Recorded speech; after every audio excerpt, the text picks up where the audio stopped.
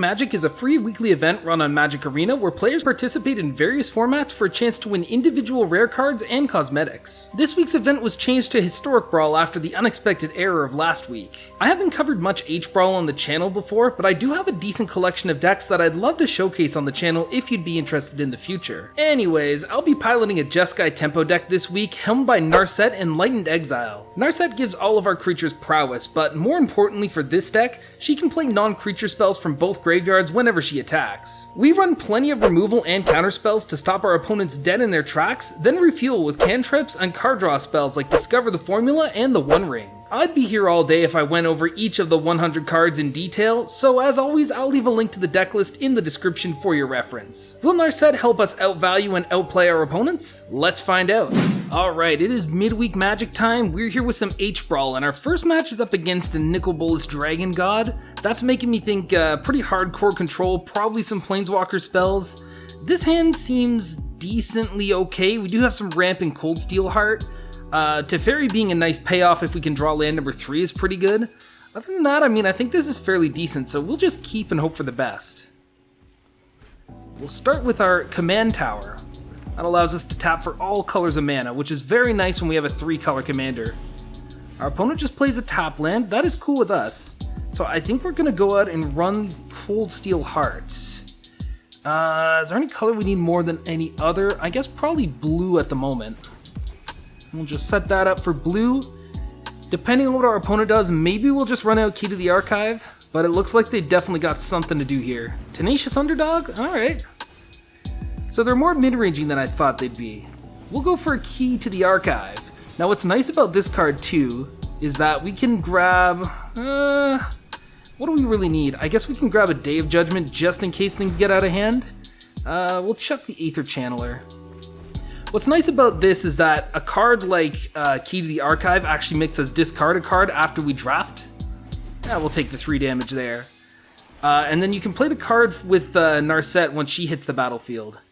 So our opponent didn't play anything last turn, which makes me think they're going to leave up some sort of counterspell of removal, so we'll just start by baiting out the Expressive Iteration. Let's see if they do anything about that. They do not. Okay, so I think we'll go Lightning Bolt in hand. Up to the bottom, and Inspiring Vantage. We can now play that, and I don't feel particularly threatened right now, so I think we're just going to leave up the turn and pass. I'd like to leave our opponent tapped out before we try to run out Narset, or even Teferi at that point, but it might just be a little too late for that. We got the Cascading Cataracts out. Interesting one. Okay. We'll take 3 again from the underdog. And they got nothing? So how about we just give ourselves a little consider? We don't really need the Doomscar since we have Day of Judgment, but again, we could cast it from the graveyard with Narset. So we'll surveil that away. Oliphant is not quite what we want to see. I think we're just going to Mountain Cycle that as well. Go grab another land. Now what's nice about the Lord of the Rings cards is that you can actually go and search up, say, Rogran Triome, which is nice for us because they'll help us tap for all our colors of mana. So now we'll untap. We can play Rogran Triome. We don't necessarily need to, flood the board out at the moment. We've currently got 7 mana at our disposal. So I think what we'll try to do here, I think we're going to play out the Narset. And worst case, if they counter it, I mean, we can always just play it next turn. Okay, they let it live. That is fine with us. I imagine it's going to eat a kill spell before they untap, though. There's the Bedevil. Sure, that's fine. Alright, so we will put it back in the command zone so that we can cast it out again. I unfortunately don't run any kind of reanimation spells in this deck.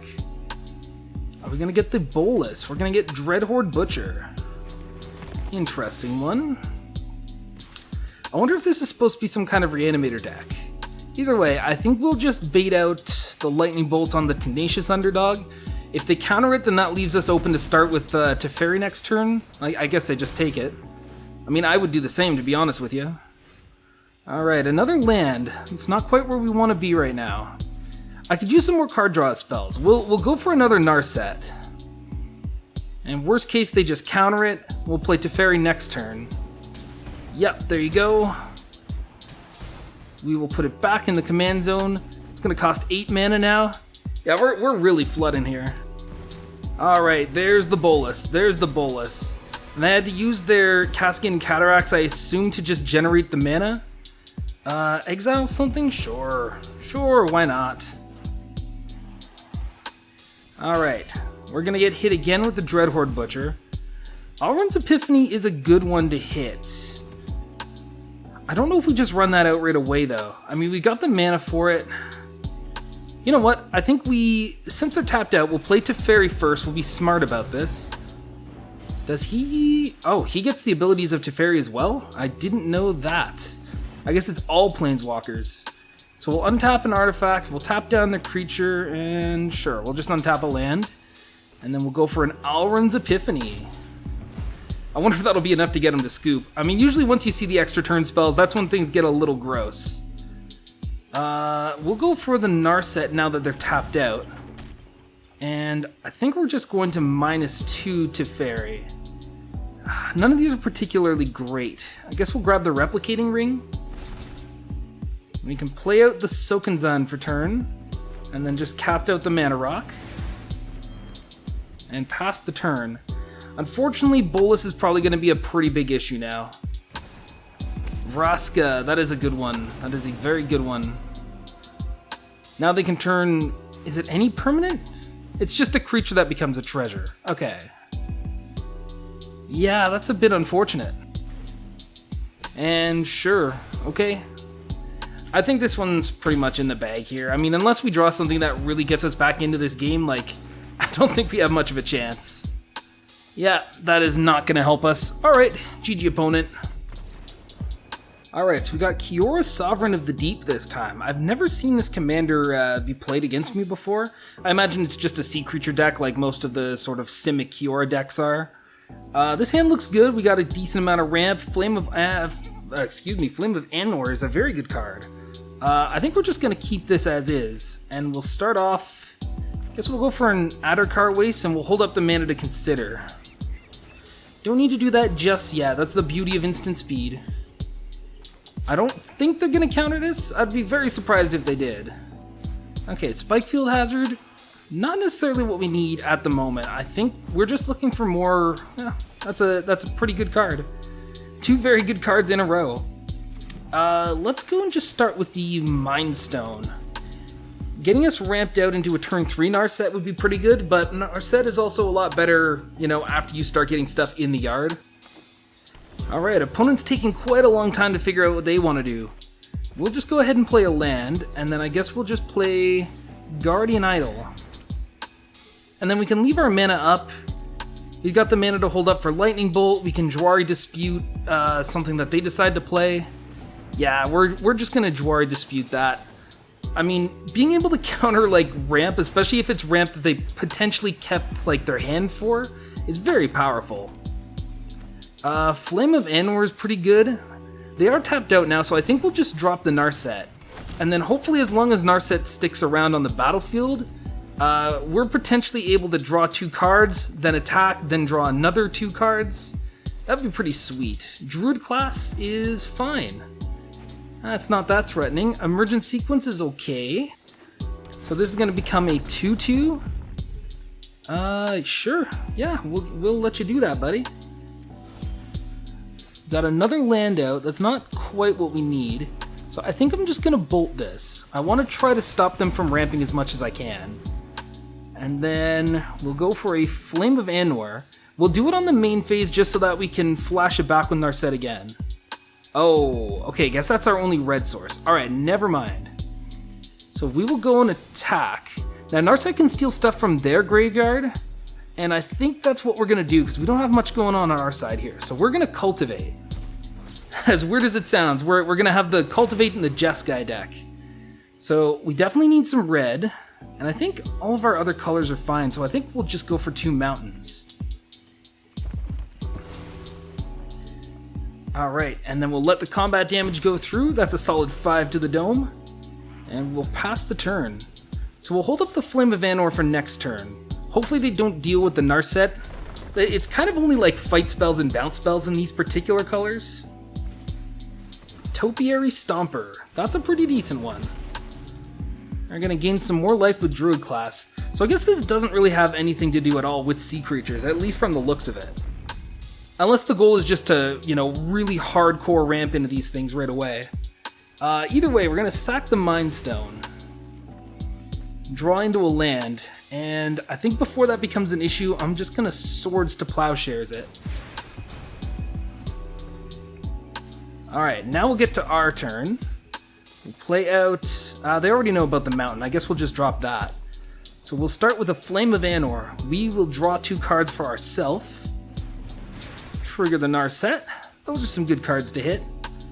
And we'll go to combat, swing with the Narset again.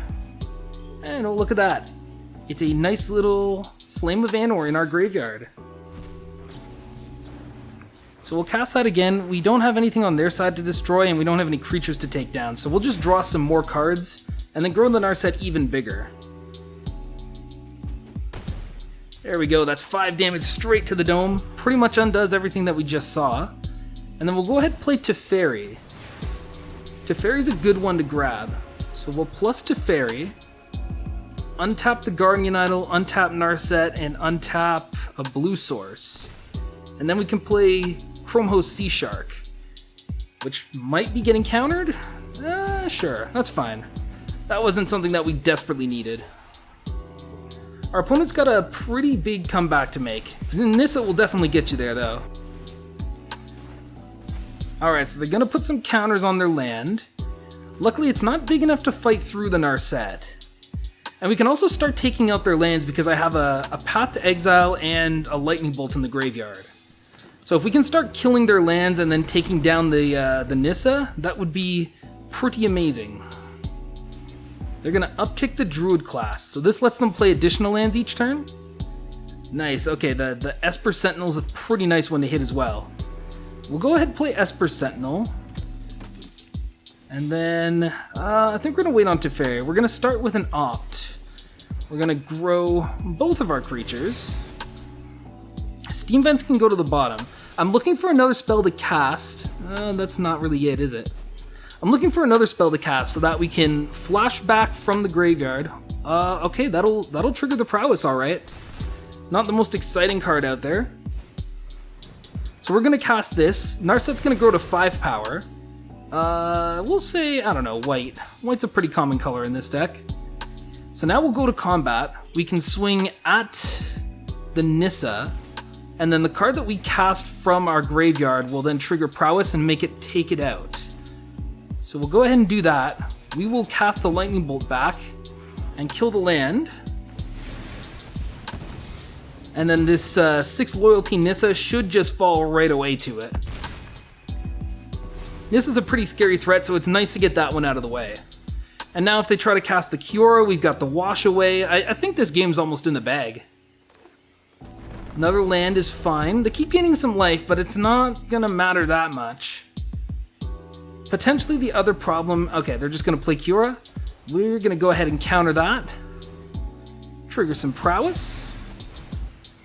The other potential problem is this Hall of... Okay, never mind. GG's. Alright, rare card number 1. What are we gonna hit this time? We got the Dragon Kami Reborn. I wasn't around for the Neon Kamigawa stuff, but this seems like an interesting saga. I think I have some in my collection already, but it's okay. Well, I knew it wouldn't be too long until we hit the Etali Primal Conqueror deck.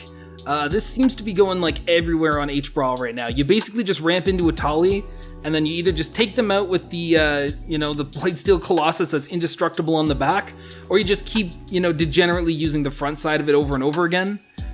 In terms of an opening hand, this seems decent. We can potentially stop some of their ramp with Invasion of Gobakon and a Braid. A Braid will kill any artifacts or like small mana dorks. And then the Goldspan Dragon is also pretty nice to have as a finisher as well. So we got nothing to do on turn 1. We'll just play the Snarl tapped. Starts off with an Elvish Mystic. Well, we saw that one coming from a mile away. So let's just abrade it. The better that it... the quicker that we can slow down the Etali, the less threatening it becomes. Drover of the Mighty is alright. I think we can just go ahead and mess with them here. We're just going to play the Reflector Mage and bounce that back to their hand. And now they can't even replay it next turn. Then I think Okay, Arcane Signet. That's fine, that's fine. Sadly, that Spire Bluff Canal comes in tapped. I think we're just gonna swing with the Reflector Mage, and then we're gonna cast Narset. Worst case, they try to take it out, but then they don't ramp themselves, which is fine by us. I imagine we're gonna get, okay, Invasion of Zendikar. Well, that ramps them up to 6 mana, which is not so great. If they have another land in hand, I think they're gonna get to the Etali really early. Okay, so we can't play the Goldspan Dragon, unfortunately. We will Temple of Enlightenment. We don't really need the Mercurial Spelldancer right now. We'd prefer to see, like, anything else. So we're going to Gobakon. Check out what's in their hand. Potentially slow down anything that they, there's some stuff we don't like to see here. That Chandra basically becomes a board wipe, so I think we're just gonna have to take that. Now we'll go to combat. Okay. Let's have this swing here, and then Narset swing at our opponent. And then that way we can flip the Invasion of Gobakon. Now we get the Abrade back, so we can destroy the Arcane Signet, which triggers Prowess again. Now we know exactly what's in their hand. They can try to ramp as much as they want, but they're not taking out our side of the field anytime soon.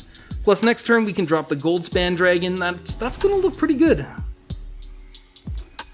I don't think Etali's gonna completely get him out of this race. Alright, Migration Path. I figured that was what would be coming down. And what, I assume Drover of the Mighty, since that's the only other thing they can cast? Probably just gonna play it as a chump blocker right now, but that's fine. Alright, we got yet another land that we don't really want to see. We will play the dragon out, and then full swing at our opponent. Now we'll make some treasure. What are we getting from our opponent? We're getting the Arcane Signet. Cool. At least it grows our board, which is pretty nice. Like, yeah, they can chump, but my side of the board's just gonna get bigger and bigger, and they're kind of already dead on board to what we have here. Not to mention, I mean, if they try to use this Chandra, yeah, okay, there's the Etali. However, our board's looking pretty big and scary. Oh, okay, well, they got the Doomscar from us, and Key to the Archive for them. Actually, that's not too bad for us, because if they decide to cast the Doomscar, we can just keep our side of the board protected. It doesn't really matter what they have there. Yeah, let's just save our board. Alright, rare number 2. What do we got this time? Cut your losses from Streets of New Capenna. Oh, that's an interesting one. It's like a Traumatized with Casualty? Okay, cool. Alright, don't crucify me in the comments. I know like nothing about Lord of the Rings, but the Shelob deck, whatever. I keep seeing this thing a bunch too. It's kind of similar where they just try to ramp into this big spider and then just try to pay off with that.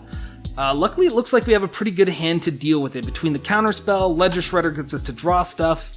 Mirror Convert's just gonna be like another source of mana ramp, and then Time Warp. Time Warp is just Time Warp, you know?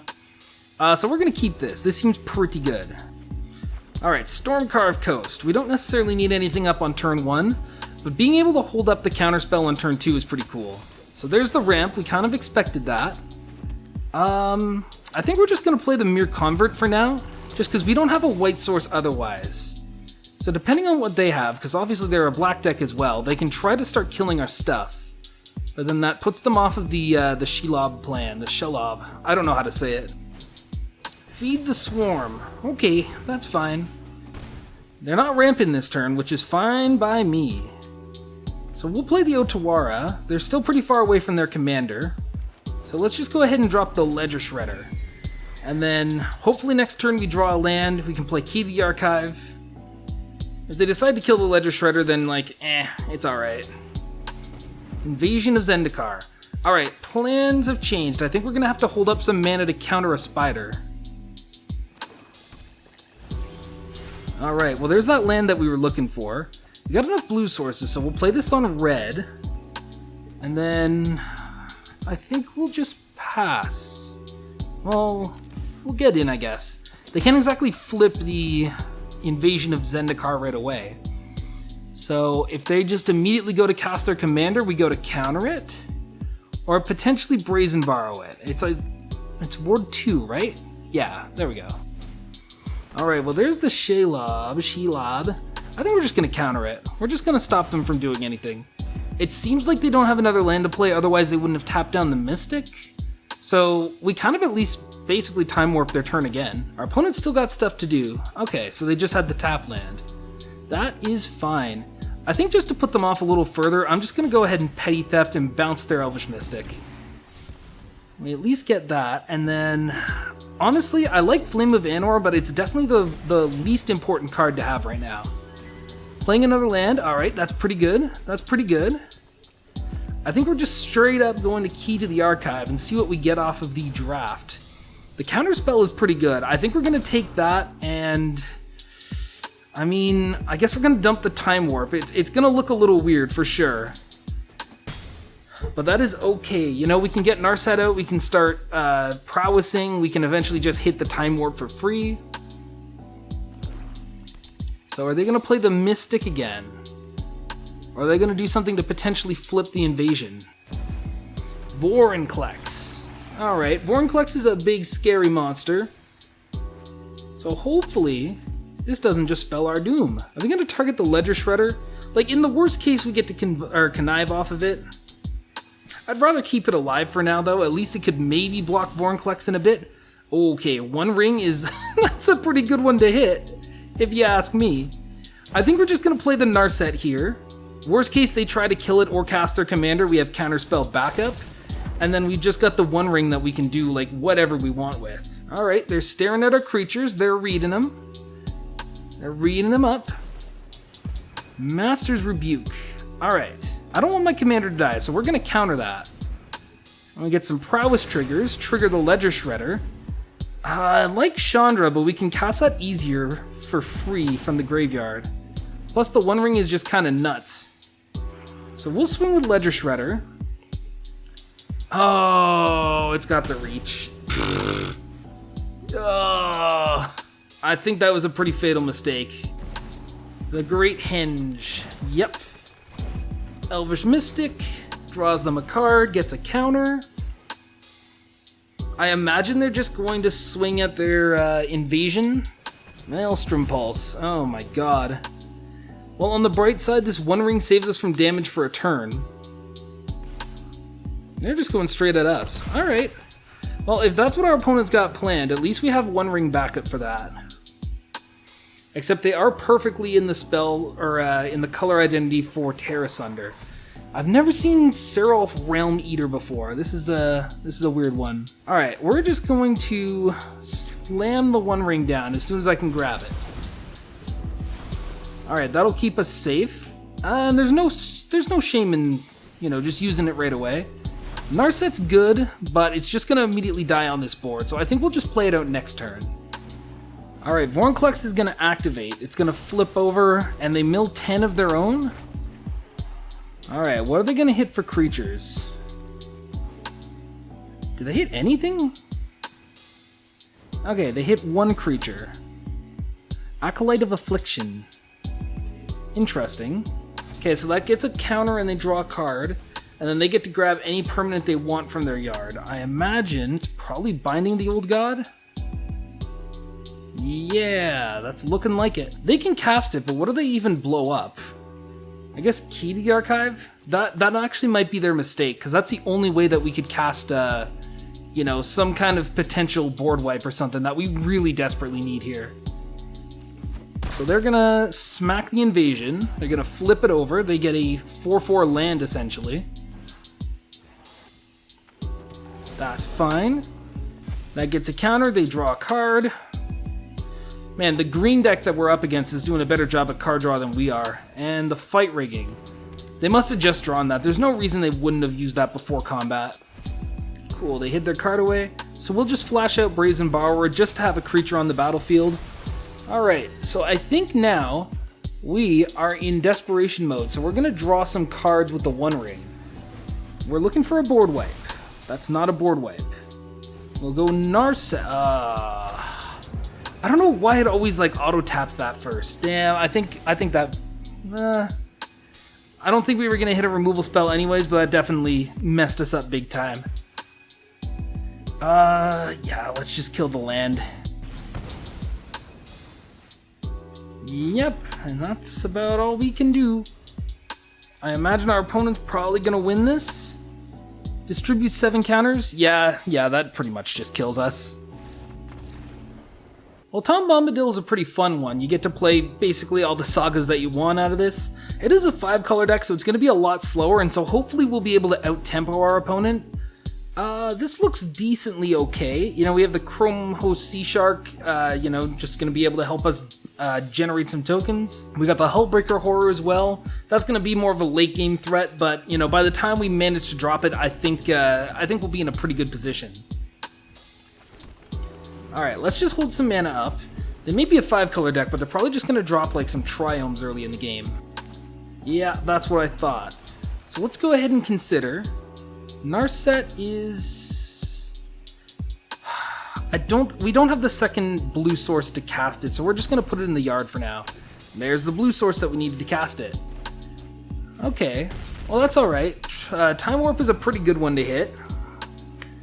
If they drop something scary, we have the Flame of Anor to take it out. Otherwise, you know, we just hold it up. We play the Sea Shark. Alright, Lotus Cobra is a good one. I don't think it's that scary yet though, so I think we'll just play out the Seed Shark, and then we'll see what they do. They can't ramp out into Tom just yet. I imagine they're probably going to play a Saga of some sort. Lotus Cobra, generating some mana. Not bad. What do you got for us? Fable of the Mirror Breaker? If they use white, maybe Restoration of Iganjo? Alright, they're just gonna play that. And then Anointed Peacekeeper. That's pretty bad for us. So I think we're gonna see Tom Bombadil next turn, and we don't have the Flame of Anor to take it out. I mean, unless they're just really scared of Time Warp or something. Okay, so they're just gonna name Narset Enlightened Exile. That's fine. We had potentially planned on casting that next turn. Ooh, the Doomscar does look pretty nice. We're gonna go ahead and play Sokenzan. And I think we're just gonna foretell this away. I don't mind taking the 5 right now, and then we have the kill spell up to potentially take care of Tom. I think we're in a pretty decent spot so far. Plus, I mean, if we're uninterrupted, Time Warp next turn looks pretty nice as well. Yeah, maybe it only gives us another draw step and another land, you know, but that's better than nothing. We are very lucky they didn't see the Doomscar though, because that was what we just top decked. Like, if they had known that, things would be a little bad. Although, you know, most of the time when you see a foretell spell, you imagine it's a Doomscar. Alright, generating white mana again. I guess they can't produce white mana on their own yet. And then Tom Bombadil. And what, we're gonna take 5 here? Sure, that's fine. I think we're just going to Steam Vents Untapped. This is actually very nice because we can go ahead and Time Warp ourselves, and then that'll incubate 5 from the Seed Shark. They got no reach, so we can swing in. And now on our turn, play another land. We'll go ahead and cast the Doomscar. That wipes their entire side of the board. Notably, it's another 5-mana Incubate creature. And now we can just pay the mana, flip our Incubator, and then swing in for 5. And now we're in a very good position here too. We can also play Narset on time, we can Flame of Anor to take out their white source. Temple of Enlightenment. Okay, I guess the Artifact Destruction plan is not as necessary as it was before. Vorinclex. Man, they really love their Vorinclexes, don't they? I guess it does flip into a Saga, so it makes sense in this deck too. You know, maybe we get super lucky, we hit a Swords to Plowshares or something, get rid of this thing. That would be fantastic. Lightning Bolt. That's alright too. I will take it. So I think we're gonna pay the mana, we're gonna flip the 2 Incubates, threaten to deal 10 to our opponent.